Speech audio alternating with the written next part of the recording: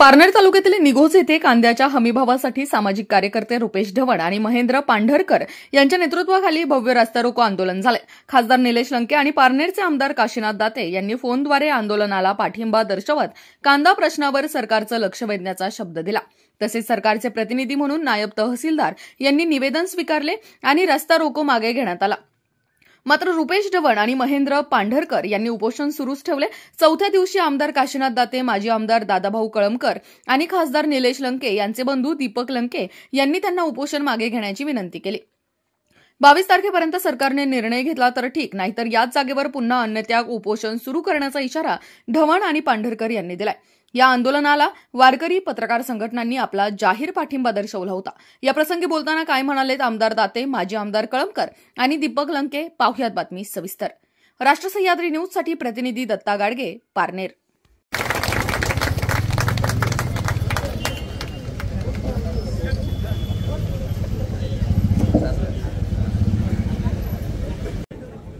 गेल्या 4 दिवसापासून जे उपोषण चालू होतं, आमचे लहान यादव यांच्या माध्यमातून हे आंदोलन चालू असताना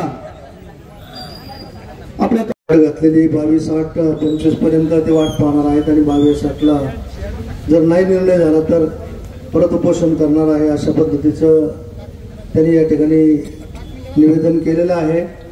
निश्चितपणे सरकार पातळीवर आम्ही सगळेजण प्रयत्न करू। 22/8 पर्यंत त्याच्यामध्ये काही मार्ग निघाला तर निश्चितपणे मार्ग काढण्याचा प्रयत्न करू।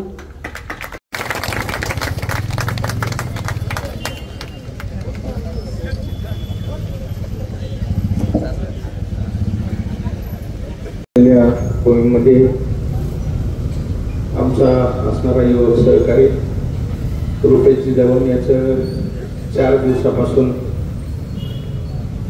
एकदम कडेकोट असं महेंद्र पांढरकर आणि त्याचबरोबर त्याच्याबरोबर असणारे सर्व सहकारी, खरंच तर आत्ताच रुपेशने खंत व्यक्त केली की 4 दिवसापासून उपोषणाला बसल्यामुळे कोणत्याही प्रशासनाचा कोणता अधिकारी खरं तर येणं गरजेचं होतं, परंतु आलेलं नाही। खरं तर प्रशासनाचा थोडा हलगर्जीपणा पाहायला मिळतो, हे होणं अयोग्य आहे।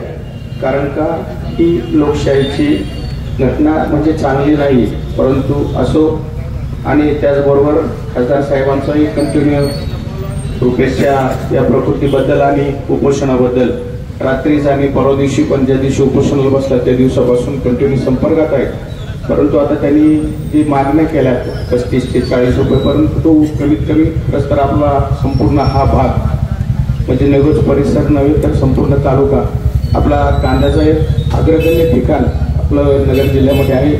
खरं तर आपलं सर्व जे आहे, सर्व जे आर्थिक व्यवस्था ही फक्त कांद्यावर अवलंबून असते आणि कांद्याला चांगल्या प्रकारचा भाव मिळाला पाहिजे आणि त्याचबरोबर निर्यात पण झाली पाहिजे। आणि सरकारने सांगितलं का जे आपलं कर्ज आहे माफ होईल, परंतु त्याच्याबद्दल पण आता यांनी पण सांगितलं आणि बचूभाऊ कडू यांचं पण या नाही का त्याबद्दल त्यांनी अनेक दिवस उपोषण केलं। त्यांच्या मागण्याला अजून काही इतकासा प्रतिसाद मिळालेला नाही, परंतु असो त्या ठिकाणी बचूभाऊंनी जसं केलं त्याच पद्धतीने आमचा युवक सहकारी रुपेशने म्हणजे एकदम सगळ्यांच्या विचाराने म्हणजे परिसराच्या तालुक्याच्या सर्वांच्या शेतकऱ्यांच्या विचाराने हे आंदोलन उभं केलं। खरं तर आमचा त्या पहिल्या दिवसापासूनच पाठिंबा आहे आणि आज खरं तर थोडी प्रकृती त्याची बिघडल्यामुळं हे उपोषण सोडणं थोडं योग्य ठरणार आहे।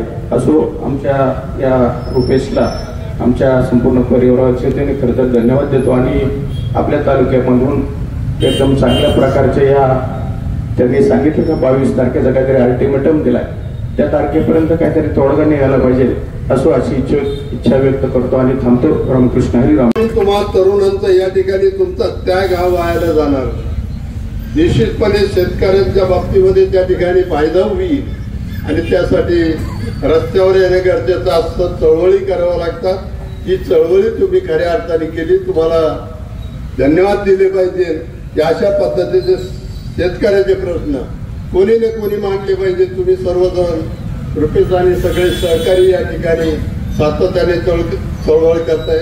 मागेही तुम्ही एकदा या कांद्याच्या प्रश्नावर आवाज उठवलाच होता, आज सकाळी मी खासदार साहेबांशी बोललो. त्यांनी सांगितले की आजच सुप्रियाताई आणि आम्ही खासदार सगळे एकत्र बसलो होतो आणि मंगळवारी त्या ठिकाणी लोकसभेमध्ये हा प्रश्न मांडणारे. तुम्ही उपोषणाला बसले नसते तर त्याची दखल इतर सगळ्या खासदारांनी घेतली नसती. आता राष्ट्रवादी वगैरे काय, आम्ही राष्ट्रवादी एकच आहेत, आपण काय भार नाही. नाव फक्त पवार साहेबांचे राष्ट्रवादी आणि अजितदादाचे राष्ट्रवादी. आता हे कसे झाले, कोणी केले सगळ्याला माहिती. परंतु प्रश्न हा शेतकरी, कारण आपण सगळे शेतकरी आहोत, ग्रामीण भागामध्ये काम करतोय. मी जे काही संबंधित मंत्री आहेत त्यांना निवेदन देऊन त्या ठिकाणी त्यांचं लक्ष आपलं वेधलेलं आहे. आणि विशेषतः तुम्हाला या ठिकाणी दादा सांगेल, सरकार काही शांत नाही. म्हणजे हा प्रश्न उपस्थित होण्यापूर्वीच मला वाटतं तुम्ही कांद्याला उपोषणाला बसलात, त्याच्या आदल्या दिवशी कॅबिनेट झाली का दुसऱ्या दिवशी झाली कॅबिनेटमध्ये. मी तर तोपर्यंत त्यांना कल्पना दिली नव्हती, परंतु मला त्या ठिकाणी प्रधानमंत्र्यांनी सांगितलं की कालच कॅबिनेटमध्ये या राज्याचे कार्यक्षम मुख्यमंत्री देवेंद्र फडणवीस साहेबांनी हा विषय स्वतःच त्या ठिकाणी घेतला होता आणि केंद्राकडे निर्यात बंदी उठवण्याच्या संदर्भामधला जे काही पाठपुरावा तो पाठपुरावा करण्याचा निर्णय त्यांनी त्या ठिकाणी घेतला. अशा पद्धतीचं देखील मला प्रधानमंत्र्यांनी त्या ठिकाणी सांगितलं. आणि म्हणून नक्कीच या विषयावर मार्ग आपल्याला निघेल. करू इच्छितो की मी सरकारचा प्रतिनिधी म्हणून आपल्या प्रश्नावरून आहे. मी सुद्धा शेतकरीच आहे. मला पण बाजारभाव वाढले पाहिजे. तुमच्या खिशाचं शेती तसं माझं आहे. तुमच्या 10 गाड्या असतील तर माझ्या एखादं तरी असेल, 50 गाड्या तरी असतील, मलाही फायदा होणार आहे. त्यामुळे मी नक्कीच तुमच्याच पाठीशी आहे, शेतकऱ्यांच्या पाठीशी आहे, एवढंच या ठिकाणी सांगतो. तुम्ही या आंदोलनाच्या माध्यमातून शेतकऱ्यांच्या या प्रश्नावर सरकारला जाग आणण्यासाठी जो काही प्रयत्न केला त्याबद्दल तुम्हाला मनापासून धन्यवाद देतो. अधिकाऱ्यांच्या बाबतीमध्ये देखील अधिकारी या ठिकाणी येऊन गेले आहेत. अधिकारी शेवटी तुमचं निवेदन घेतात आणि आम्ही वर सरकारला पाठवतो एवढं सांगत असतात. पण आम्ही सगळेजण या ठिकाणी स्वतःच निवेदन घ्यायला तुमचं आलेलं आहे, त्याच्यामुळे काही अडचण नाही. पिशवे साहेब या ठिकाणी आहेत, त्यांचे तहसीलदारांनी विचारूनच ते या ठिकाणी आले. कलेक्टर साहेबांशी देखील संभाषण चालू होतं. त्याच्यामुळं सरकारनं आणि सरकारच्या सगळ्या प्रतिनिधींनी आणि प्रशासनानं तुमच्या उपोषणाची दखल घेतली आहे एवढंच या ठिकाणी समजा. आणि आमच्या सगळ्यांच्या या ठिकाणी उपस्थित सगळ्या जनसमुदायाच्या वतीनं मी आपल्याला विनंती करतो की आज या ठिकाणी आपण हे उपोषण पाठीमागे घ्यावं. पुढचं उपोषण करण्याची वेळ येणार नाही. याच्यासाठी जेवढं काही प्रयत्न करता येईल तेवढं प्रयत्न आम्ही निश्चितपणे करू, एवढंच मी या ठिकाणी आपल्याला आश्वासन देतो. तुमचं पाठबळ, कृपा, आशीर्वाद, वडिलांचा, माता भगिनी सुद्धा माझ्या आंदोलनात वेळोवेळी पहिल्यांदा उदाहरण निवडमध्ये की शेतकऱ्यांच्या आंदोलनामध्ये हे माता भगिनी सुद्धा सहभागी झालात. या ठिकाणी तुमचं स्वागत. पोलीस प्रशासनाने सुद्धा वेळोवेळी आम्हाला नक्की सहकार्य केलं. आपले PI साहेब, खंडागळे साहेब आणि सगळे निगोजचे आमचे कडूस दादा, बोबडे दादा, सगळ्यांचे आभार. आणि तुम्ही या ठिकाणी आलात त्याबद्दल तुमचे धन्यवाद. जरी माझ्याकडून कधी चुकामुका काही झाल्या असतील तर लहान तुमचा मुलगा म्हणून मला 2 गोष्टी समजून सांगा. तुमचा आशीर्वाद माझ्यासोबत राहू द्या. लढाईची पाठबळाची शक्ती द्या.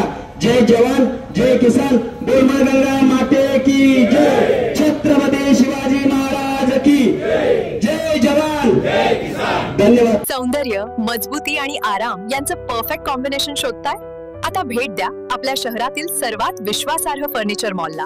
घर असो की ऑफिस, शाळा असो की हॉस्पिटल, हॉटेल असो की गार्डन, अगदी लग्न सराईसाठी विशेष फर्निचर, सगळं काही एकाच ठिकाणी.